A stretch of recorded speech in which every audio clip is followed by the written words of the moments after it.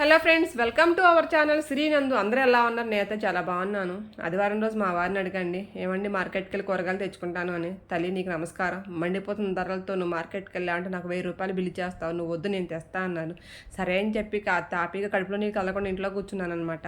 పాప ఆయన మాత్రం ఏం చేస్తారు చెప్పండి. చూసారా, మార్కెట్కి వెళ్ళారు, పండిపోయిన దొండకాయలు పట్టుకొచ్చారు. అసలే ధరలు మండుతున్నాయి, పడేయలేం కదండి. అందుకోసం అని చెప్పి సడన్గా మా అమ్మ చేసిన రోడ్డు పచ్చడి గుర్తొచ్చింది. అందుకోసం పెట్టి టకటక లోపల రోలు తీసేసి కడిగేసి ఎండుమిరపకాయలు కాకుండా పచ్చిమిరకాయలు వేసాను. ఆ తర్వాత 4 ఎల్లిపాయలు అలాగే తెచ్చిన దొండకాయలు ఇల్లుగా కట్ చేసేసి దాంట్లో పచ్చడి చేశానండి. రోటి పచ్చడి చాలా అంటే చాలా టేస్టీగా ఉంది. ఎంత రోటి పచ్చడి అయినా కానీ పోపు వేసుకోవాలి కదండి.